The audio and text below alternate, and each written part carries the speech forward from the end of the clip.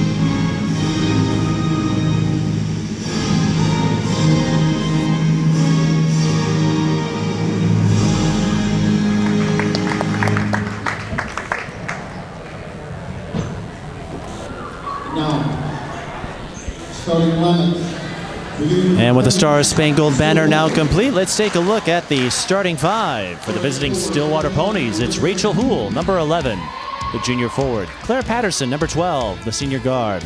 Sara Scalia, number 14, the sophomore guard. Emily White, number 20, the senior forward. And Maddy Whittinton, number 32, the freshman forward. Minneapolis South, minor change to their lineup, so you will see Jade Hill, number 4, the 8th grade guard. Solana Cushing, the sophomore guard, number 5. Keani Lockett, number 22, the 7th grade guard. Morgan Hill, number 24, the junior guard.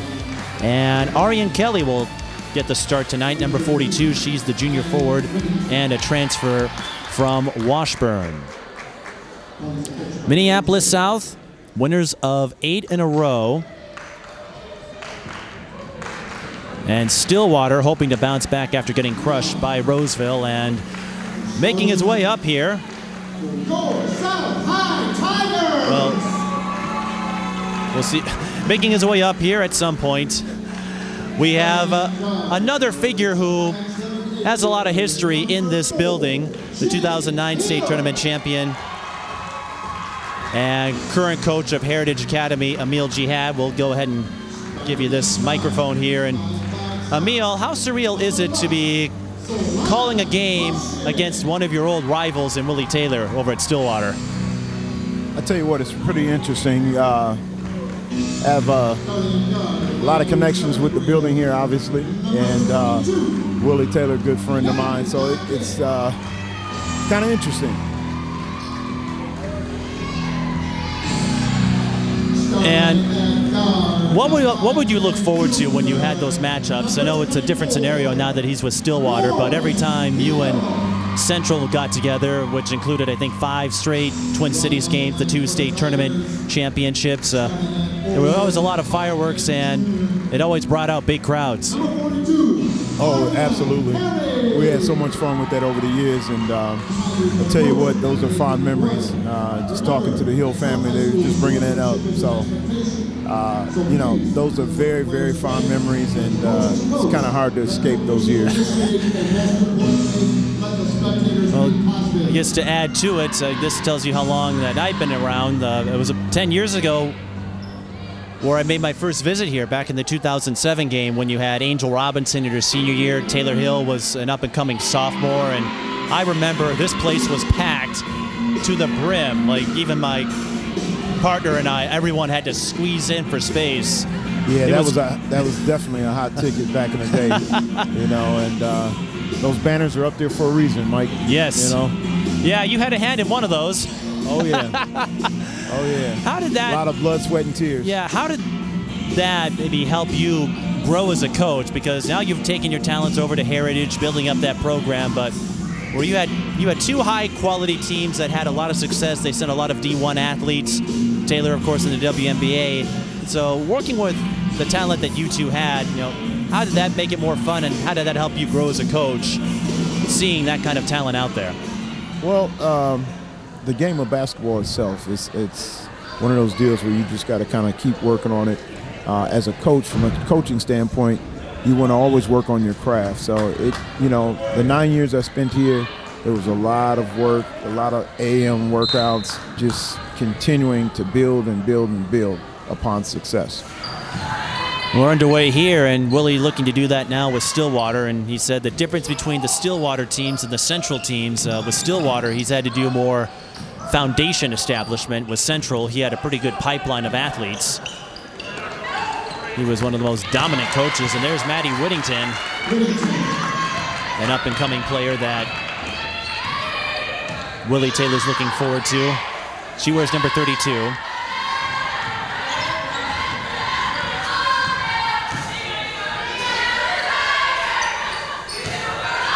And is it surreal for you to see the younger Hill sisters all growing up now?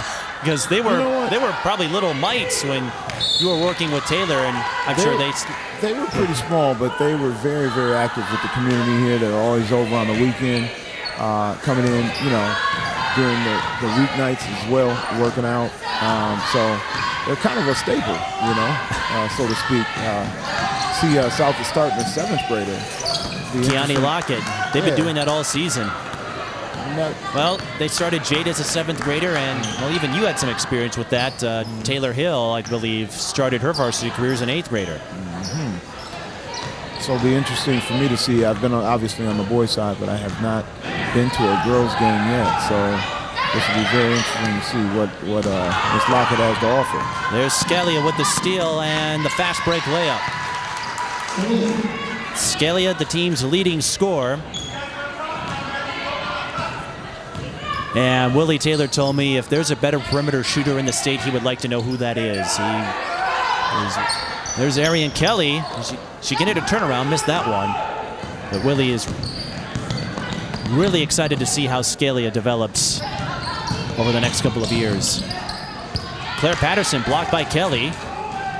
He's looking to hook up with Morgan. And pass was not on target. That led to a steal for White.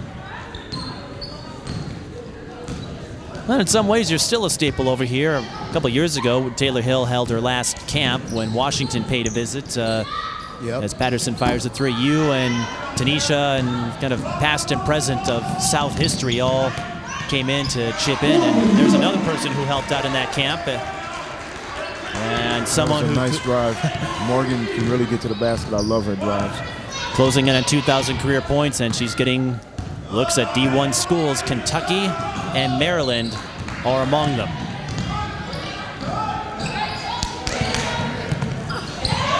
Another fine block. Kelly doing a lot of work down low.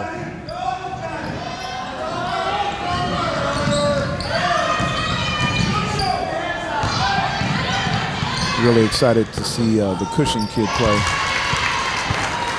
Just love her game. Last time I was here last year, she really shot it well.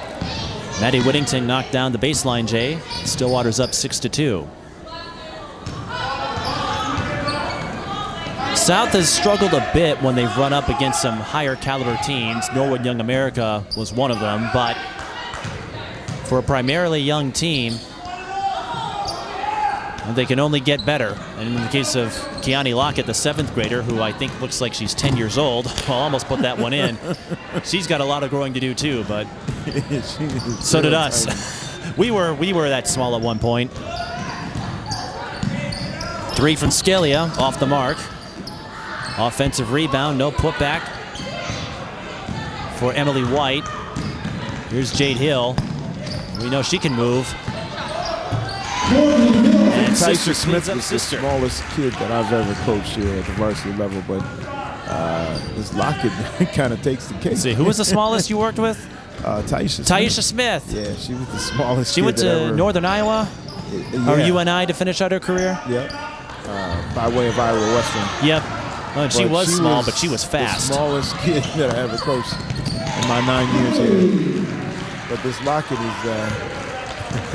They list her as 5'3". That might be generous, but she has some growing to do. I remember Taisha though. She was small, but boy, was she quick. Well, yeah. If you weren't careful, she would pickpocket the ball from you. There's a 3-pointer from Emily White, and offense starting to flow for both teams here.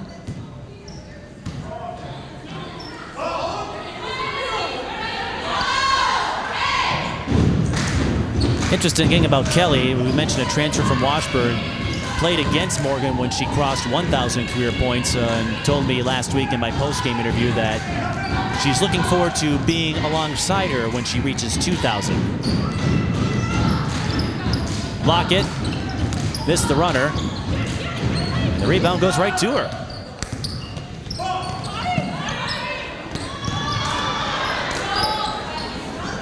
Passing a little off the mark there, and Stillwater forces the turnover.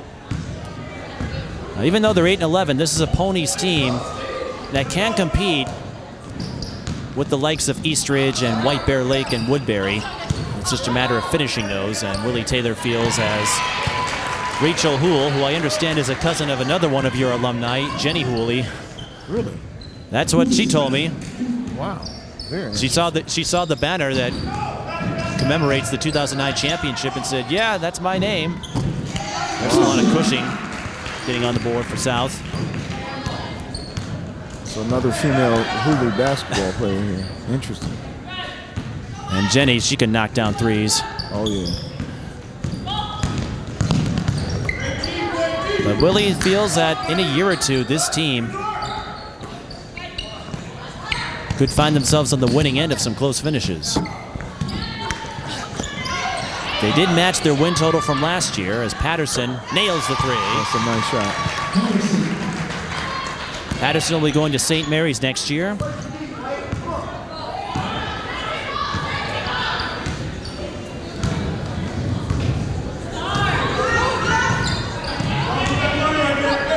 And with these two teams playing, we should also let our viewers know that today is National Girls and Women in Sports Day. Oh, wow.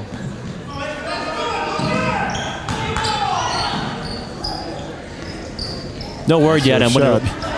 That's Cushing with the rainbow three. That's her shot. And Nathan McGuire calls timeout. Stillwater with a 14-11 edge, but both teams finding some rhythm here on offense early. Yeah.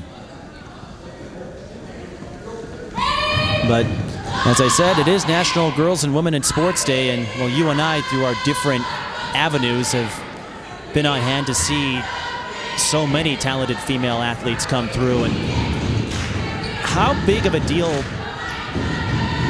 is it to give these women a platform? Because you got a state title out of it, but I think beyond that, you also got to witness some great characters and some great people. You know, Taylor Hill, and we talked about last week Takoya Hammock and Aphisha Holmes, and you know the list better than I do. But well, I tell you what, it just in South Minneapolis in general, it kind of pushed women's athletics out there a little bit further.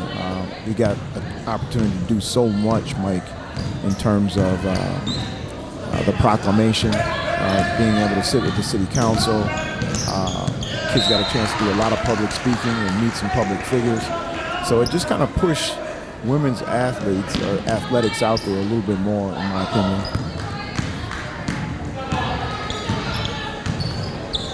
And in my opinion also as well, any publicity for an athlete is always good publicity.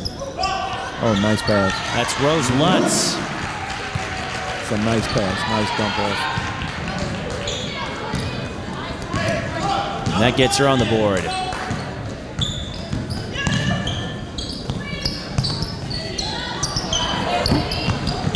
There are a couple of names on the Stillwater roster that aren't listed in my program, so I'll have to confirm that at halftime. But to continue on your discussion, I remember when Central won their 2 titles, they were brought in. The St. Paul City Council would have the St. Paul Central Girls Basketball Day proclamations. I'm sure South got a similar reception. And I know for all those girls who look up to a lot of female athletes, I imagine it was gratifying for them to see that there are people out there looking up to them. Oh, yeah.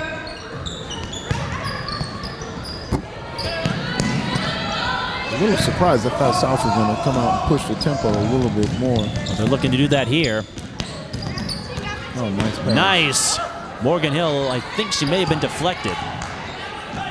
It was a nice feed. But South does have a 1-point lead, 15-14. 3 on the way. That's off the mark from White.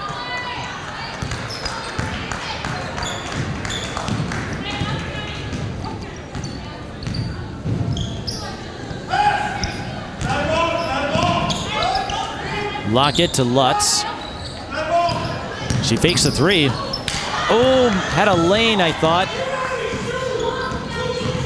And Nathan McGuire said, Kelly, shoot that thing. And that's what Scalia does on the other end for Stillwater. And perhaps a 5-point swing. Pretty interesting. You know, you start the 7th grader, you would, at some point in time, hope and pray that the maturity kicks in overnight. But as I was always told, when good thing about underclassmen is that they grow up. Oh, she's going up fast. On cue.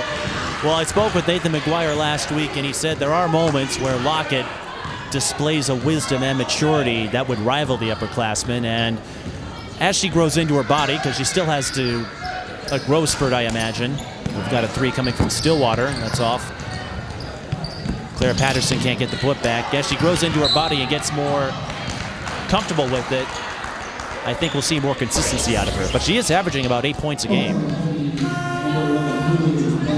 Somewhat of a late whistle there, but oh well. 8:12 left in the first half. Quick moving one. That was our first foul of the game.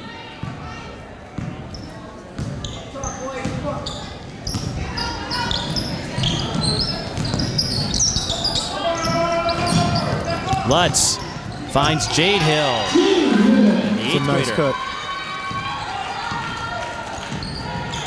And South, they've been doing a pretty good job getting to the inside. Now Stillwater looks to do the same thing. They can't quite do it. But on the cleanup was Peyton Bruggers, number 43.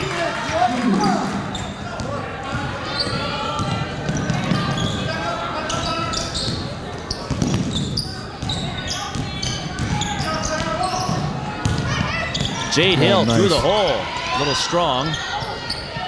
And the rebound eventually goes into South's hands. Nice. Oh. Morgan Hill, baseline no good, another old board. You gotta hit that. Almost. But I'll say this, with Whittinton on the bench, South taking advantage of it down low. Whittinton, the tallest player at 6'3", and you take away that size, that gives a scrappy team like South an opportunity.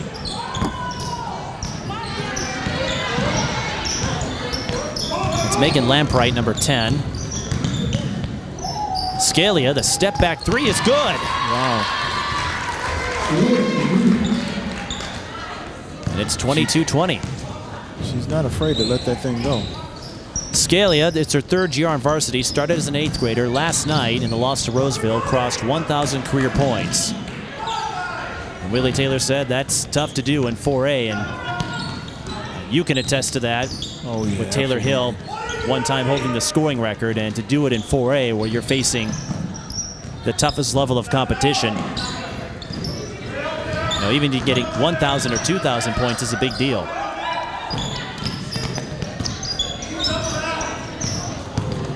Oh, nice. Oh, nice dump off. Good ball movement by South, and that will get Rose Lutz to the free throw line. That's her first, 1 second. Rose Lutz at the line for the Tigers shooting 2. Lutz going to McAllister next year to play volleyball and basketball. And the D3 schools don't take part in the signing day the way D1 and D2 does, but you know, as much as we highlight, you know, folks like Taylor or Morgan, and for Stillwater, I'm sure Scalia is going to get a few looks. What we've seen with this sport is that it doesn't matter where you go, it gives you that platform, it gives you that avenue, and there are more than one way to make a difference. You don't have to be a D1 All-American that goes pro to create an impact for others out there. It's a nice board. There's Jade Hill getting in there, and Morgan's not afraid to rebound either. She averages almost 9 a game, and Jade averages about 6.5.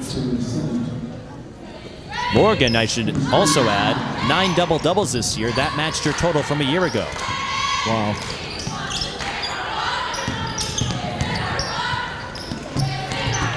She gets a friendly bounce there. Morgan Hill up to 8.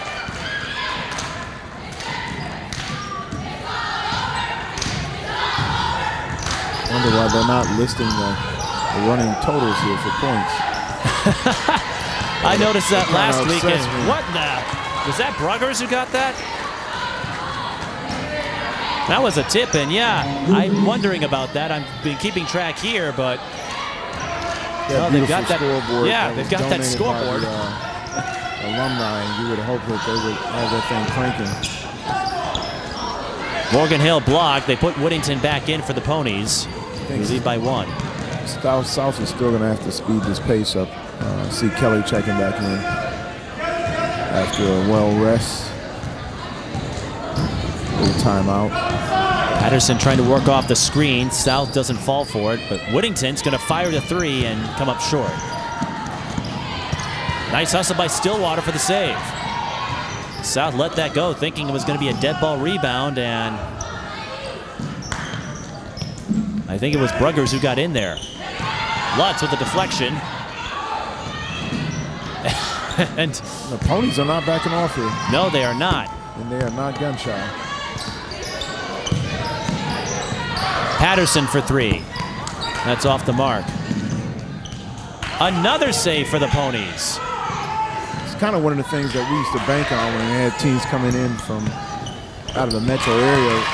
We kind of played on that whole intimidation factor with a packed out gym and an aggressive crowd. You know, we kind of played on that whole thing. I remember a lot of those days. Megan Lampright scoring for the Ponies, and ripping the ball away was number 45, Taylor Brady.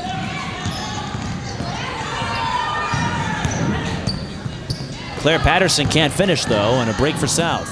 Jade Hill pushing the pace, finds Morgan. Back out to Jade. Oh, got to convert those bunnies. Especially in transition. Patterson gets a friendly bounce. Claire Patterson's up to 5. Yeah, well, we played on that whole thing. Just the whole atmosphere, I guess, Mike. No, there was, and you had some high caliber opponents. I remember hosting Jordan In the days of Brittany Chambers, Oh, yeah. Bloomington Kennedy, when Percy Wade was there, that drew a big crowd. Yeah. Of course. I'll tell you what, the one that stands out in my mind, Rosemount, when they came in ranked like 3rd in the state, and we dismantled those kids. I mean, they walked in and their eyes were just, lit up like watermelons. They couldn't believe on a Saturday afternoon how many people we had packed in here. There were a lot of folks who felt that way when they had to play Taylor Hill. Oh, yeah. Among others. So timeout called by Nathan McGuire, and I think he might be thinking the same thing you are, that South isn't pushing as hard as they can. And that's not to say they aren't putting in the effort, it's just they aren't able to find a way to push that pace and try to make it a track meet, which would favor the Tigers, I would believe. Yeah, you want to get those guys uncomfortable. But if there's anyone who knows how to handle that, it's Willie Taylor, who had that up his arsenal as well. Tony Stewart on the 1s and 2s over there, playing the music. Yep. Assistant AD. Yes. A lot of celebrities in the house tonight. I see to our left here, Kevin Anderson. Yeah, Kevin Anderson, an assistant for Stillwater. Many years ago. I found that out halfway through my tenure here, that he used to be the head girls coach here, and obviously something happened, but ended up moving on. But he's doing some internet buzz stuff. Well, he's the assistant coach for Stillwater, and so during games he goes up and does his stat tracking. I talked to Willie about that because Kevin, a longtime figure for girls basketball, he just said it's a good thing that Kevin is not on the bench during a game. Really? He said that facetiously. Wow. Those two have a great rapport, and it's great to have data on your side. I know Willie had said he showed me this big stack of paper from the Roseville game that he said if his wife found out, she wouldn't be happy with all the paper, all the ink that was used up. Wow. I was going to say, well, you mentioned Rosemount, of course. Those South Central dates, everybody circled those games. Oh, yeah. But there was It was so many like- fun games in between, Oh, too. exactly. Everybody, gave us their best game when we came in. And that's what a culture of winning and talent that can do. It can bring out a little bit of extra oomph from other teams. And I'll say this, Stillwater is playing with some confidence here.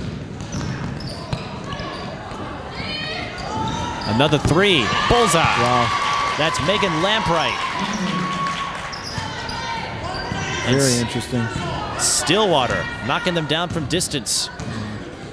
Scalia with a couple, Patterson and Lampright have a tray. I think you just got to be careful sometimes. You're playing against bigger and stronger teams. You just got to pick and choose when you want to press and change D. Well, Morgan Hill chose the right time to press there, getting a three-point play chance out of it. It's the second foul on Peyton Bruggers. Morgan Hill with 10 points, an 80% free throw shooter.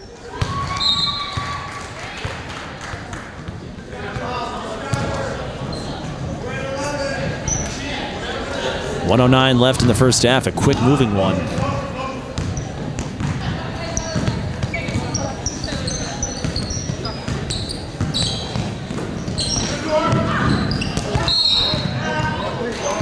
And that's a foul on South. Kelly might have grabbed the arm of Brady, and that hindered her progress. That's the first team foul on the Tigers in any capacity.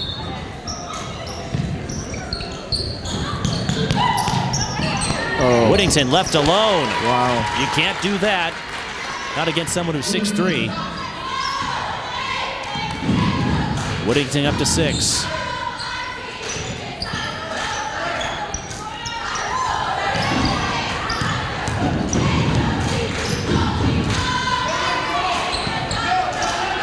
Morgan, you see the Stillwater defense collapsing. Cushing fires the deep three and rolls it in. She tries it, she likes it, she buys it. She'll be sending a thank you card to the rim after this game. And Cushing with the steal. The South turning up the pressure. 13 seconds, they have plenty of time, and they'll hold for the final shot. 6, 5. Will she take it herself? She will, and hits. It's one person I was excited to see tonight, and I didn't mind coming over, Solana Cushing. And she's delivering at least those last couple of possessions. Her 5-point burst helps cut the South deficit, and Stillwater with a 33-31 lead as we head to the locker room, and both teams have been quite competitive. Kind of interesting. I can see Solana's father here straight ahead, Kurt Keetzer, who was the coach over at McAllister for many years, good friend of mine. And I know initially when he brought her over, he was asking me, are you still going to be around? And I said, you know what, I'm on my way out. But I still encouraged him to get her over here because I thought Tanisha would do a fine job with her. And Nathan is that development in his second season with the Tigers. Got some Como players in the building. Oh yeah, everybody knows everybody, and well, for Como, South is gonna be their likely Twin Cities opponent. So yeah, that'll be interesting because I heard they had a rough time with Central last night. They did win by 16, but I did hear things were a little rough. One of the officials, Matt Olive, one of his buddies was at that game and said, yeah, there was some extracurricular things going on, but Michaela Van Nett put down 33. Yeah, she's been putting up impressive numbers. It's always fun to kind of follow along after you've done the color commentary on these kids. But she's been really holding it down over there. And I know I talked to her dad when we were over at the Pat Patterson deal during Thanksgiving break, and he said that the expectation level for her is really through the roof. So she's been going out shooting a lot on the weekends, just putting up extra shots. When I hear parents and kids talk like that, it just brings me back to the Taylor Hill days, because that was almost like, what do you call it, a culture almost. You know, kids really believe in doing that extra stuff, the kids that want it. We'll take a quick break and show you some of that history with Willie Taylor and you, of course, and come back with first half stats and analysis. This is high school girls basketball. Stillwater leads South 33-31. South is not a team you want to give opportunities. Kiara Buford intercepts the pass, one-on-one. Misses the layup, too strong. And there's a fight for the rebound. Who's going to get it? It's South. And somehow she gets rid of it. That's Taisha Smith. Wow. The refs are really letting these girls play, getting on the floor, over the back calls all over. No whistle. Afiza Holmes with the 2 points from the paint.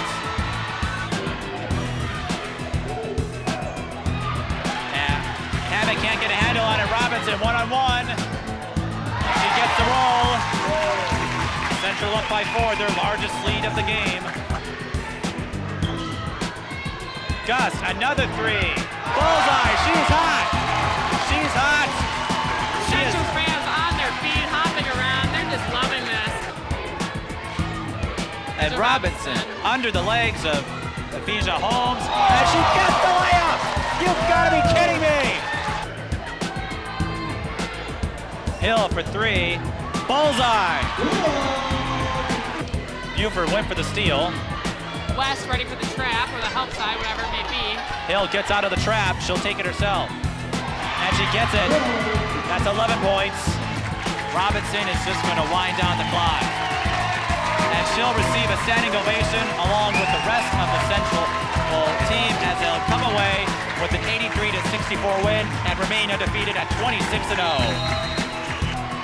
Havoc, the tallest player on the court at 6'4". Holmes drives it herself. Count it. On the made basket, we made Central pay on that mistake.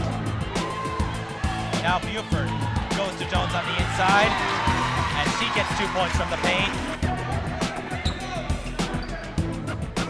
Hill looking to respond. Bullseye! No good. Taylor scoops up the board. Pass is broken up, stolen by Afiza Holmes. We're going the other way. They have numbers. Holmes uses the backboard to bounce it in.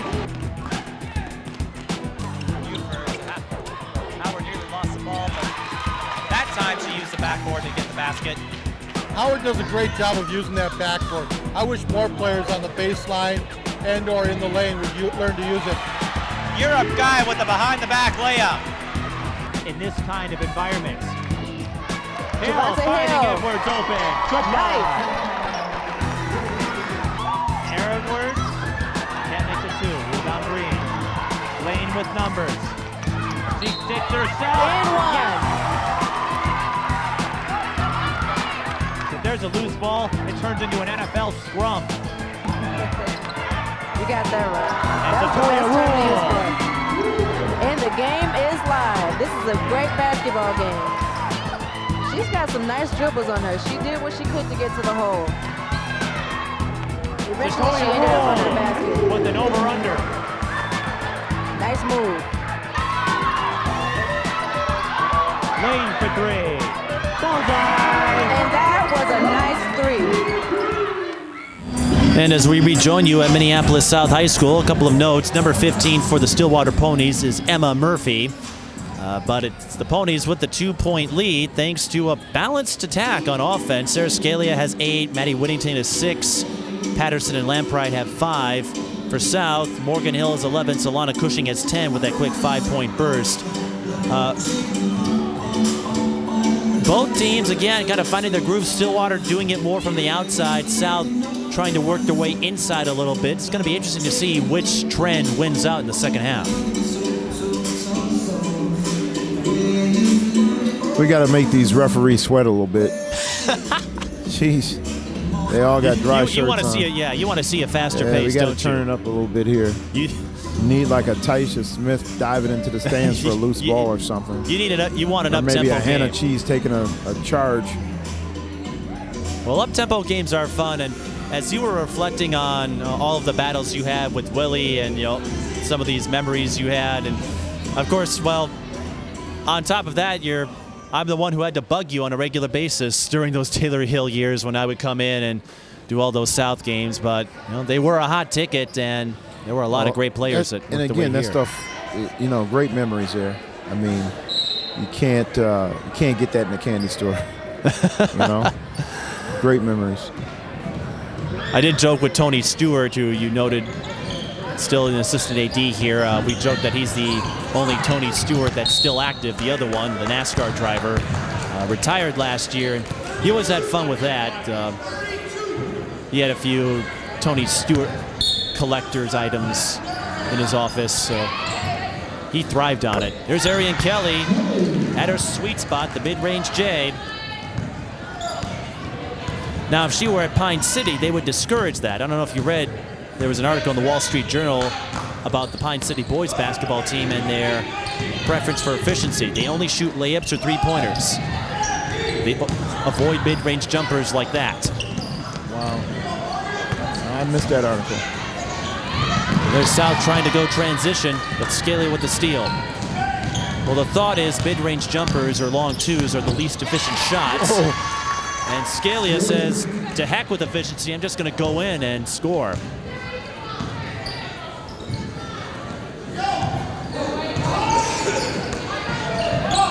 Kelly mishandled the pass, and it goes right into the hands of Emily White. You got to catch that ball and hang on to it. That's one of the keys with that, A lot of kids are trying to catch and dribble at the same time. So Looks like you've got another fan of yours here. Oh, Steve Sutton in the building, ladies and gentlemen.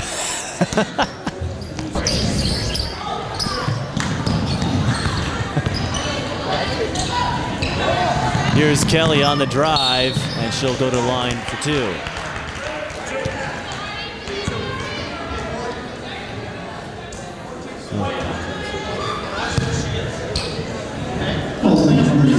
Oh, Kelly had a broken ankle and missed the first part of the season, has come on strong since then. Transferred from Washburn and has given South a solid anchor. She can do some post work for you, but that mid-range J of hers is a sweet stroke. She gets one of two there.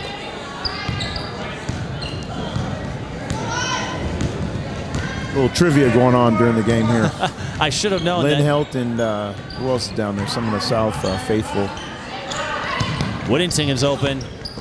Kelly got there in time, but Hooley's there for the putback. I should have known if I bring someone like you into a building where you had a lot of success that a few faces are going to recognize you. Yeah, Steve actually told me at work he was coming over, and I was like, oh, nice. And we should note that after the Taylor Hill years, you stuck around for a little while, and I understand you got to work with Andrea Adams for a year, and you also had Tori Rule, who came over and went to Providence. So Taisha was still around. Yeah. Sadaka Jihad. Who's now coaching at De La Salle with Tanisha Scott. How surreal is that? And working on her master's. She's working on a master's. So what's her degree? She wants to go into, she's going to be a teacher, but she wants to, somewhere down the line, be a principal. Oh, wow. And I remember when she was representing your team. Yep. A lot of good kids came through here. Europe guys, another one, the 0-0. Yeah. Mallory Kramer. Whoa. That's an offensive foul on Stillwater. Mallory Kramer, she was a character. I remember talking to her in 2009 after they won state. She's like, where do you go from here? Wherever life takes me, I haven't decided yet. She played 5 different sports. Yeah, she actually turned down 2 scholarships just to play D3 ball over at Nova Ramsey. I mean, it turned out pretty good for her, but You were thinking, are you crazy? Yeah, maybe for a moment. I'll never forget that Iowa Central offered her the whole boat, and she wanted to stay here. South actually has cheerleaders now. Yes. And a lot of them. Unlike most cheerleading squads, they hang out in the bleachers. Now, I'm guessing if it were, that's going to be an over-the-back foul on Kelly. She can't believe it. It looked like from up here she reached over a bit, but I was going to say if it were a packed house, I'm sure they'd be out on the floor. But yeah, that's kind of interesting. They're hanging out in the bleachers. You know, back when I was in high school, anybody that got in the stands and yelled, you were called a bleacher creature. Of course, in your days, your crowds were so big, they served as the cheerleaders. Bleacher creatures. You're talking about Rosemount and some of these other games that brought in big crowds, and as you said, use that to full effect. Red Lake's another school that comes to mind. It's just interesting because I know early on when Taylor was like in the 8th grade, I think 7th or 8th grade, the cheerleaders would show up for sections and regions and state. So we get 4 or 5 people just throwing on an outfit, jumping on the bus. It's kind of interesting.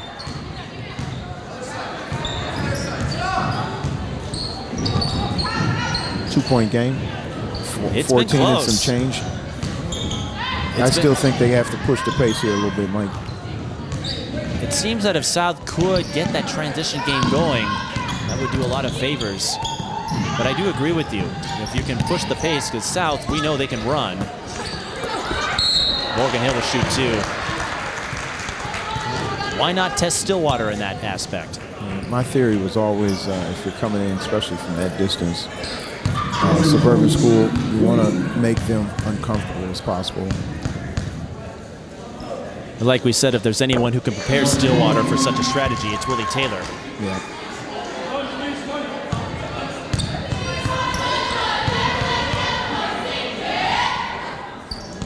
Morgan Hill knocks both down. That brings her up to 14, and we're tied at 37. Willie was at Central for many years, and I think every year but one, Central won the St. Paul City Conference, and so they got to play in a lot of games with Minneapolis North during the three-peat. Then the rivalry shifted over here. Jeez. Holy buckets. I don't know what happened there. What, did she breathe on her or what? Foul's on Hool, or that's on Jane Hiller first, and Abe is perplexed as well. I'm surprised you two haven't hit up classical or classic music trivia. Or I should say old school, maybe not classical. Yeah, we're waiting on Tony here. He's on the 1s and 2s over there. See what he can mix up during the timeouts here. Maybe that'll smooth things out with the tough official there. Looks like he used to be a former Marine or whatever. A lob to Lutz from Cushing, and Lutz goes to the line for 2.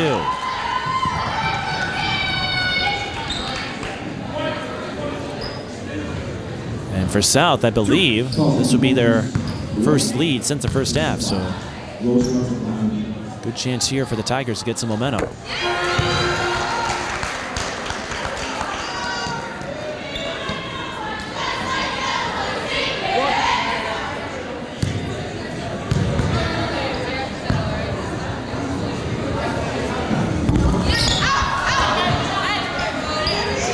Splits there.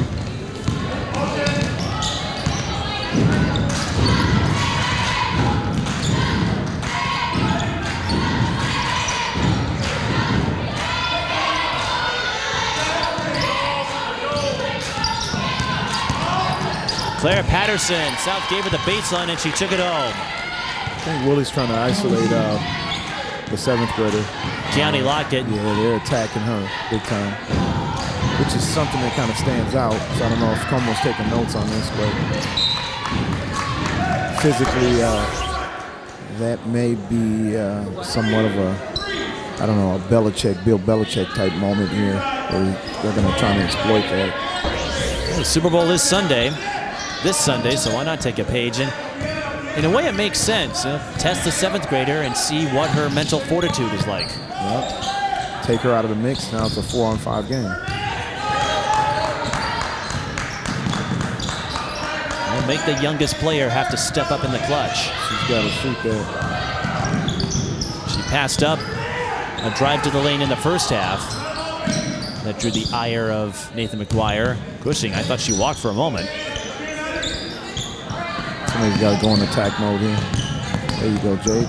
The kick out to Morgan. Bang.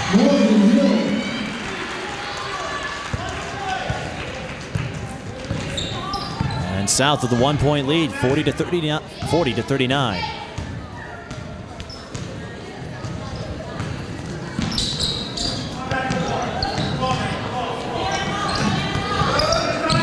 Got to close out on the ball a little bit more.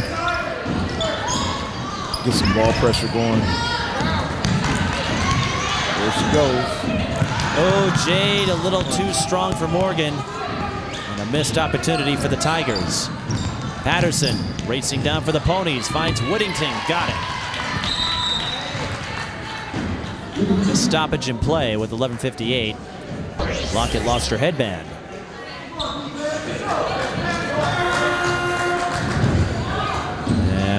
Willie Taylor will use this moment to put in Taylor Brady.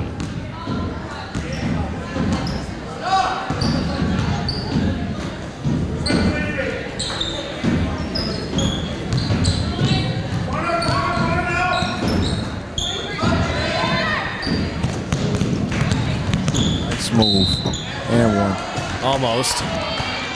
But that goes with what you were saying. Attack more and try to get Stillwater out of position. Yeah, and then turn up the D as well. I mean, there's got to be some sort of perfect recipe that'll get this thing going. But well, here's something that South could use to their benefit. That last foul, which was on Brady, is the last to give for the Ponies. So for the rest of this game, South will be shooting free throws. And Jade Hill only had 2 points in the first half. She had 17 in the win over North last week. Now, if she can get things going, that would give South an extra dynamic to work with. The officials let the Kelly Follett substitution take place, and Jade Hill splits. I don't know if the lighting is still off here, but I thought they put in new halogen lights. It still looks a little like unusual. I don't know. Well, then you've got that net. And selfie time. Got to get the selfie. Let's see, Abe, you look a little low there in that wide range shot. Maybe let's bring it up a little bit. Oh. And Sara Scalia is bringing her level up a notch. It's a nice shooter.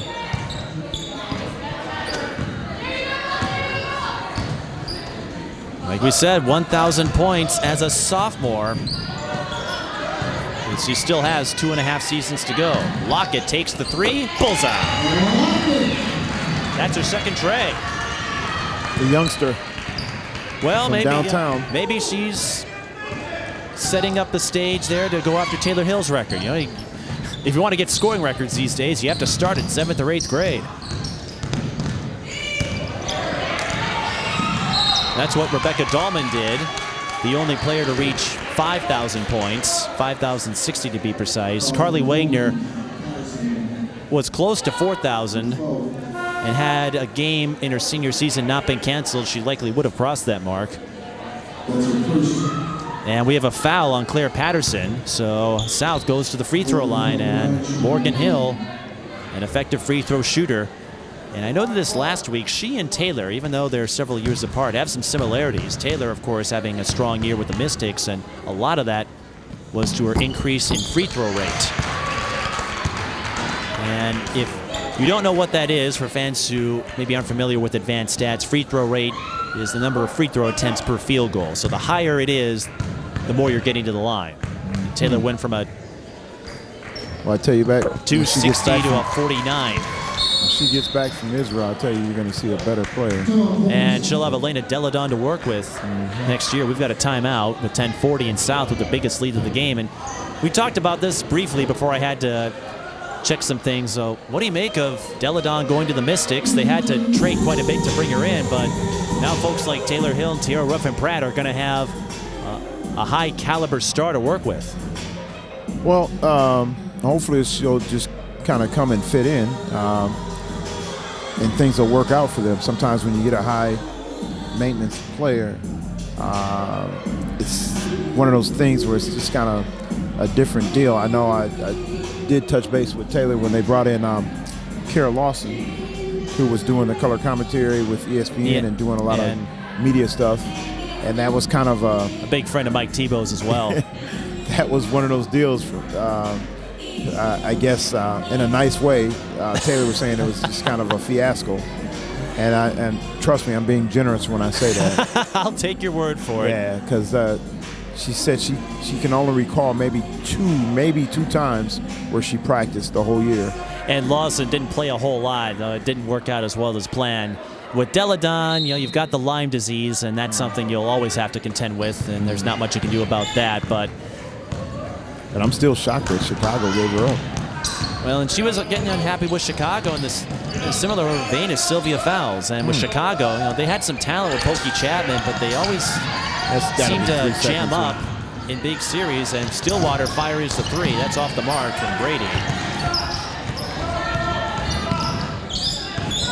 So Deladon will be closer to home, and see if that rejuvenates her. And for Mike Tebow, he finally gets a star player to work with, something he hasn't had in Washington. And a lot of folks have said, as Scalia misses the J. Jade's got to be getting up there with rebounds. Oh, good. Nice dump off. Nice fake, and Cushing with the finish. That's one thing I like about Jade's game. She's not afraid.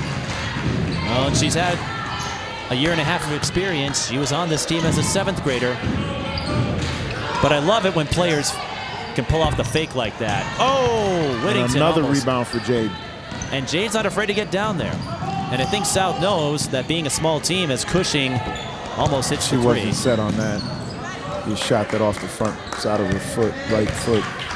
South's aware that they're a small team. They're not going to win the size battle down low, so you've got to be scrappy. And Jade Hill is certainly not afraid to do that. Then again, she's had quite a few mentors to work with. They're going right after the Lockett kid. No question about it. Another miss, and Morgan Hill with a good box out there to get that rebound. And here she comes. She's going to go through the double and one. It's a nice drive. Just like you were talking about. Got to push the tempo. It's kind of hard to run when Kelly's in there, obviously, but give it time. Like I said, when Kelly hits her growth spurt, or I should say Lockett. I'm getting Lockett and Kelly mixed up. But Kelly's going out now. Lockett is fine when you're talking running, but Kelly, I don't think she's really interested in running too far. Well, and she was at Washburn the last couple of years. Oh, yeah. And, yeah, we shared that gym over there. I know her very well. Of course, she played, after folks like Chase Coley graduated, and so Washburn going through a rough spell, and now you're going to a team that likes to push, and maybe this will give Kelly a primer next year to work on the endurance. This is a team that can wear you out if you're not prepared for it. Morgan Hill completes a three-point play, and I was going to say that last play is emblematic of what you were talking about. Attack the lane, Exactly. and good things will happen. And South has pushed their lead to 8. It doesn't feel that way, does it? No, not at all. It doesn't feel like South has been on a run in the second half, but there's one reason for it. They're stopping Stillwater from getting second chances. Remember that sequence in the first half where they had about 4 of them before Patterson knocked one down. We're Last getting few close to that possessions. 7-minute mark, too. That's when teams kind of, here we go. Well, that possession didn't work out, but the last few, it's been one and done for the Ponies.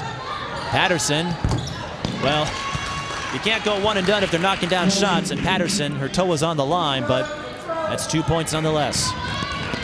I know as coaches it drives you crazy Absolutely. No question about it. because it's the least efficient shot you can take. But that stems the South run for now. Rockets playing substantial minutes here. Jade Hill, Nothing. she had Whittinton down low and 5'7" against 6'3". That's tough to pull off. 7 and some change, up 6 here. South's got to strap up. Ponies still pulling those 3. Got a breakaway. Ref lets him play. Cushing No foul, but off doesn't the matter. window. Jade Hill will take that dime, and Rack Cushing 'em up up. to 14. I wouldn't be surprised if Cushing's an all-city player. He's got to make all-conference. Good defense. And she's just a sophomore, so another piece who will be on this team for next year. As we said, a pretty young team for South. We do have a foul on the Tigers, though, and it's on Jade, her second. Now, fortunately for South, Oh, here comes Kelly. See who McGuire see. takes out. Oh, the Hill kids are staying in. well, this is crunch time here. You're up by 8 with 7 and change. And if there's anyone who knows how to handle pressure situations, it's the Hills. Whether it was watching their older siblings, Tanisha, Taylor, or PJ, or the number of games they've taken part in. And we're right at the 7-minute mark. What I call, Mike, the hump is some teams either fall down the hill or either stay on it. I think that was 23 who got the putback. In any case, it's a 6-point game. And it's interesting you mentioned the 7-minute mark, and I'm sure every coach sees it differently, but it's the same idea, because another one I talked to, Broderick, many years ago, often referenced the first 4 and the last 4. But you're right, this is that window where strange things can happen if you're not careful. One recent example, much to the chagrin of Abe over here, was the 2014 4A state championship. Kennedy had a 12-point lead over Eastview. Eastview rallied in the last 6 minutes to win the title. Looks like Kelly's looking for threes. She's got to get on the boards. Morgan Hill, a little too low there. And another chance for Stillwater to draw on this margin. Patterson out to 23. And Cushing with the deflection. White Whoa, fires. You got to be careful.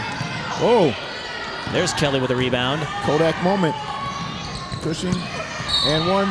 Not quite, but once again, South attacks and they get free throws. Yep. Kelly makes it up the floor. Looking good. Kodak moment, you are old school. There you go. But that's fine with us.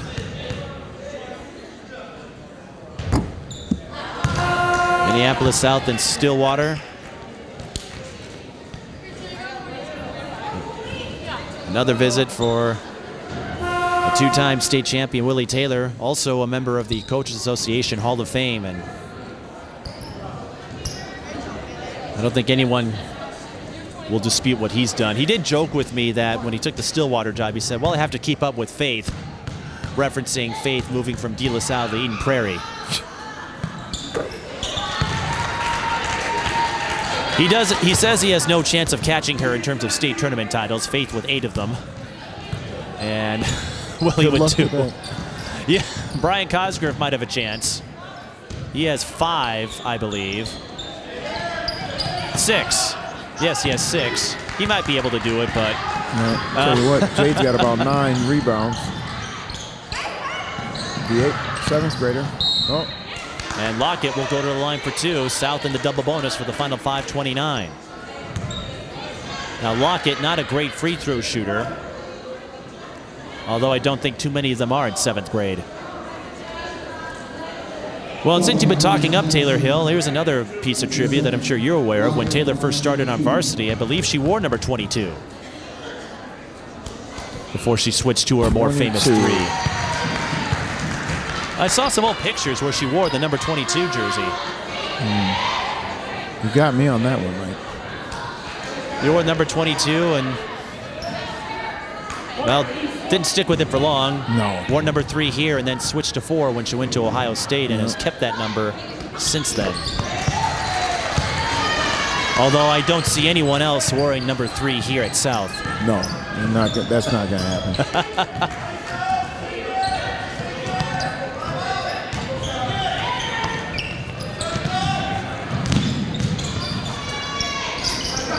All right, let's see some good defense here. Well, Lockett makes both free throws and South up by 9, so this is a critical possession for the Ponies.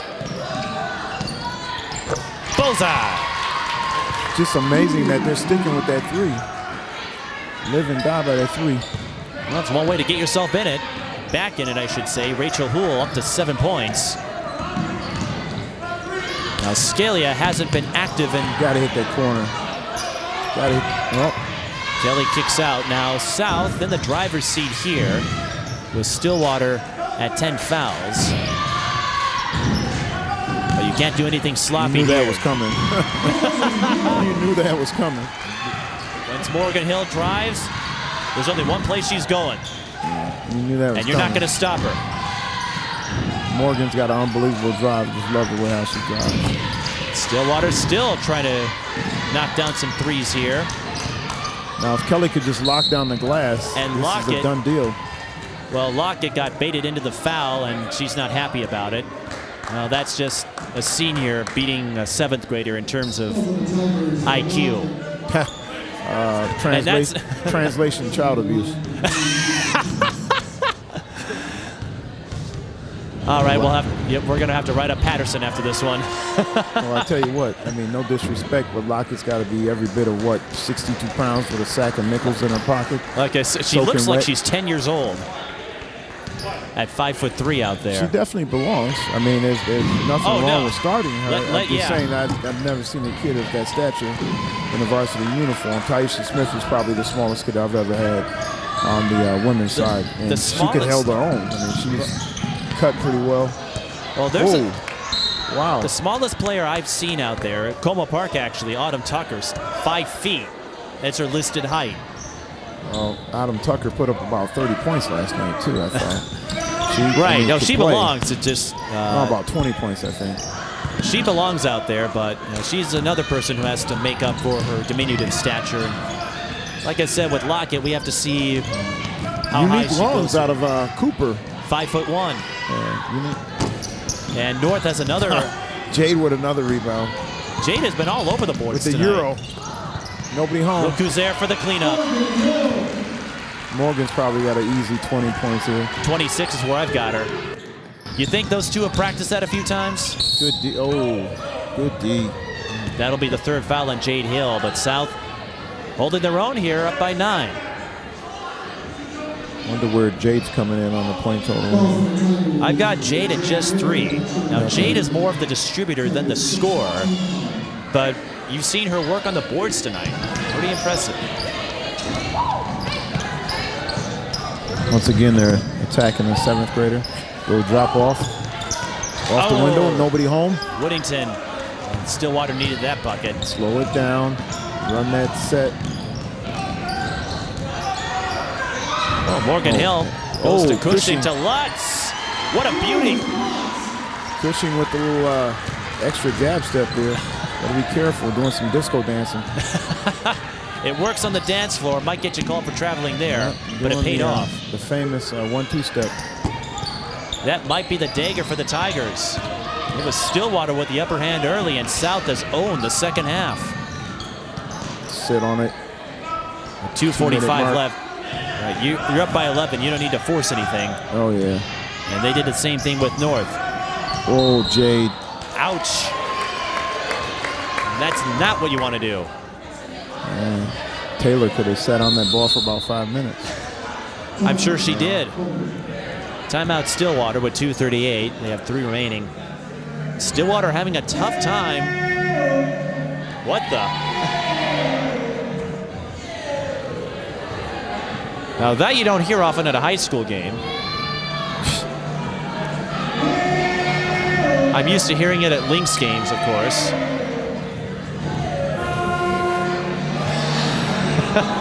Jeez.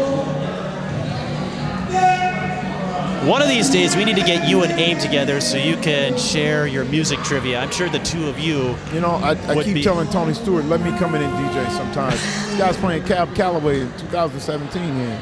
I mean, we need some. Oh, Harry Belafonte. Cab Calloway, that's Minnie the Moocher, you know. Heidi Ho, Blues Brothers. Yeah. There you go. I'm sorry. I know. I shouldn't know that because Blues Brothers came out 7 years before I was born, but I do. I gave him an old school CD my last couple of years here, and I said, you got to play this more often. Some James Brown on there. You should let Abe know when you DJ here. Some average white band on there. Oh, Scalia. You know? She's not your average three-point shooter, and that's a big basket Tickle for the Ponies. twine. That's your favorite phrase. I was going to say, if you were able to work as a DJ, I know next year your Heritage is going to play varsity, so maybe on an off night, send the message to Abe because I'm sure he'll camp out and bask in the memories.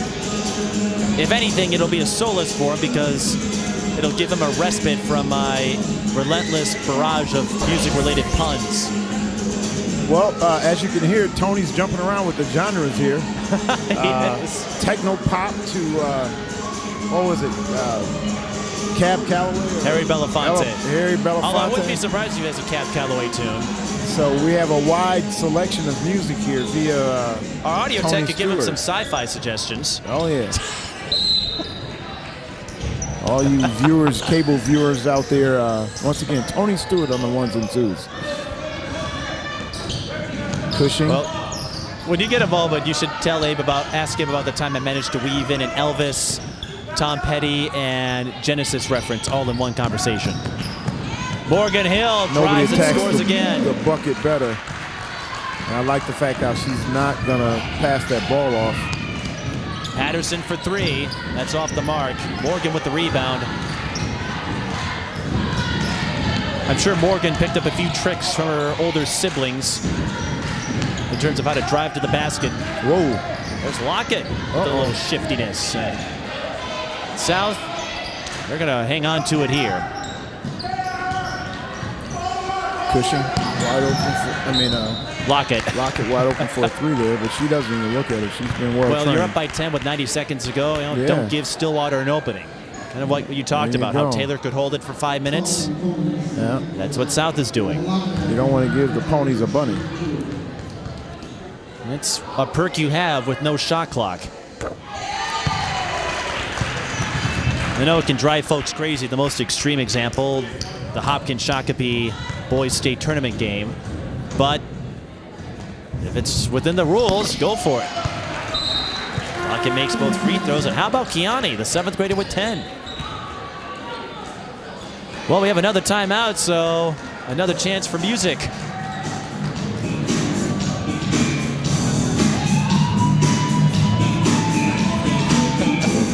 Name that tune. Let's go, Abe. What is it? He has no idea, but he likes the beat. Lakeside. Fantastic Voyage. Come on, Abe, Abe. that's from your era. Come on, Abe.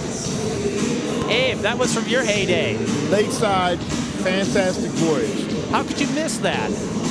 Can't beat me with the old school, man. You and Abe, like I said, we need to, the old school. maybe in the summer, you two should start a music show. Fantastic Voyage. Can't beat me with the old school, man. 1:31 left in the second half, and there's still a basketball game going on, but anytime you play old school music, you will trigger some earworms with Ahmil and myself and Abe, and Bernie's wondering, how am I putting up with this? Tell you what, one more timeout, I think we'll get some James Brown maybe. Well, I feel good about that. How about you? Yeah, there you go. Well, Isley's. Yes, sir. Some AWB in there.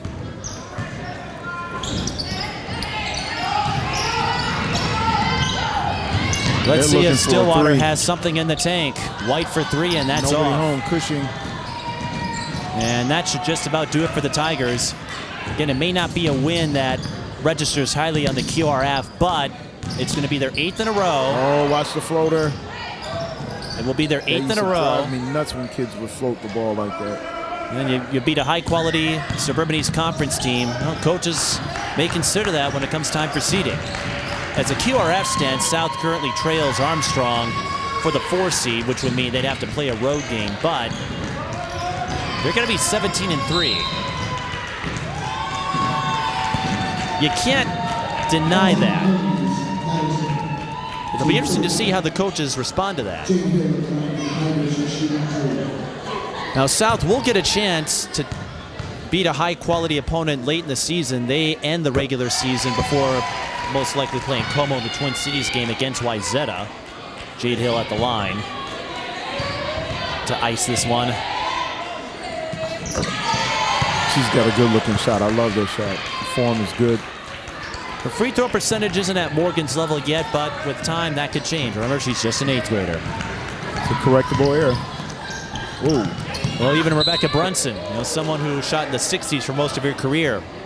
After several years working with the Lynx, last few years, she's worked that up to the mid-80s.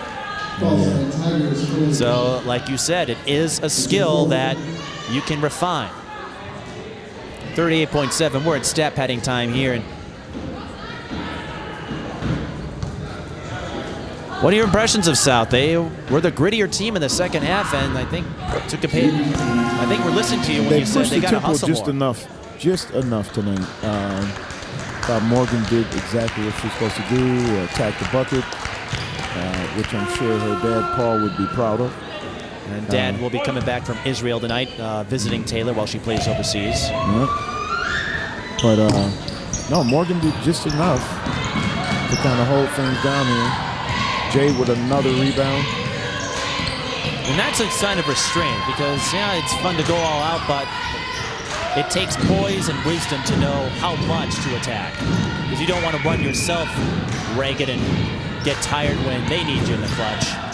And South is just going to wind down the clock. Well, they almost. Scalia with the steal. And should go in transition. And a microcosm of Stillwater's night. They missed a lot of bunnies down low in the second half. And as Willie Taylor noted when I spoke with him, this is a team that he said will win more of these close games in the years to come. He's taking a Stillwater team that didn't have the same benefits or pipeline that Central did.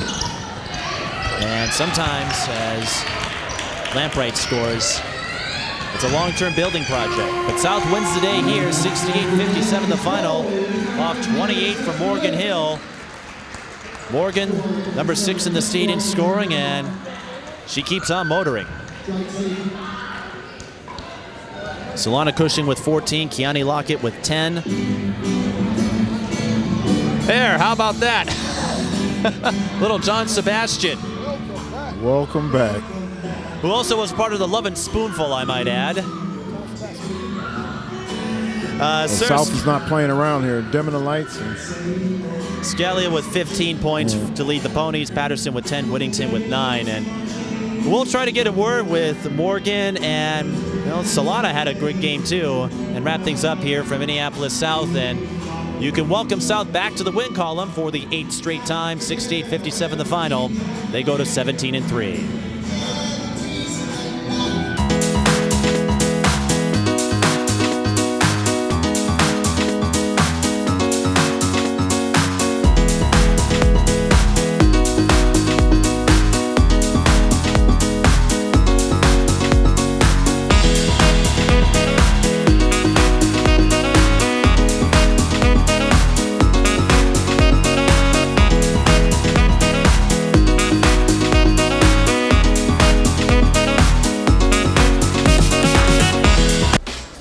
And I'm joined by Solana Cushing and our newly christened Orange Mamba, Morgan Hill. And Solana, we'll start with you. You were feeling it early in the first half, and your 5-point burst helped give South a little bit of momentum after Stillwater got the upper hand. So how critical was that to turn the tide in your favor?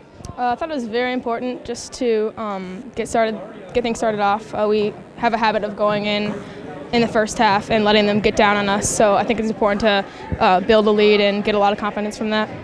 This is your 8th straight win. What has worked for you in this streak, and what does it mean to knock down a Stillwater team whose coach has a lot of history in this building?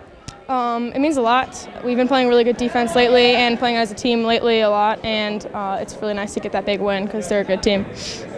It also helps when you have someone like Morgan scrapping and driving like she usually does. Yeah, that's very helpful. It's awesome. And so how will this help you grow as you continue the season? You've got Wayzata coming up later this month, and critical run here as you try to position yourself for a high seed in Section 6. Yeah, it just builds us confidence, and from this we know that we can beat other teams on any given night, and I think we really have the ability to do that, so we figured that out. Morgan, you had 28 tonight, keeping up your usual pace of offense, and in the second half, you and the rest of the Tigers started pushing the pace a little bit, attacking the lane, and that worked out to your benefit. So how were you able to work your way inside? Our coach went in, he said that we were a little slow standing around in the first half.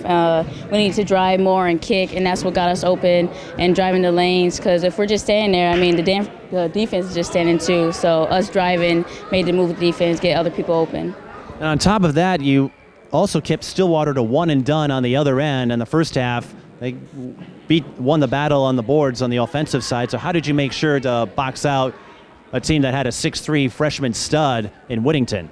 We had to make sure everybody got a body on somebody and we'll hustle. They was hustling way harder than us in the first half, so we had to come out with more energy. And what do you attribute to your consistency? You've had 28 tonight. You're one of the top scorers in the state, and you just keep putting on points. I mean, I don't know. I'm just... You just take a page out of your idol. Yeah, out of Kobe, you know. I'm trying to be like him. So you're working on that 1 foot step back, Jay? It's getting there. It's getting there. It's a little short right now, so, but it's getting there. Well, if Kobe can pull it off and Maya Moore can pull it off, I'm sure you can add that to your repertoire as well. And what have you sensed has been working in this 8-game winning streak for the Tigers? Playing as a team, definitely. We're playing more together and more consistent, so it's way better than the 8 streak. And anyone you want to say hi to that's watching this? No, I'm okay. No. Such an ungrateful person. Sorry. And I know, Morgan, you said hi to Kobe the last time. Anyone else we want? Kobe and your family. Anyone else that you left out? No, I didn't leave nobody out. What about Angel or K-Town down there? Yeah, she'll say hi to Angel and Malachi. And Henry. Yes, Henry, who wears a little suit. And don't forget about your little niece, Sina there. Oh, Sine? Hey, yes. Yes. I think we got everyone covered now. Well, congrats on a gritty win, and we'll see if you can continue this winning streak. Yes, thank you. Yeah, thank you. Solana Cushing and Morgan Hill from Minneapolis South. And that wraps up our coverage from here. For Ahmil, Jihad, and our entire team, this is Mike Peden bidding adieu. Thanks for watching high school girls basketball.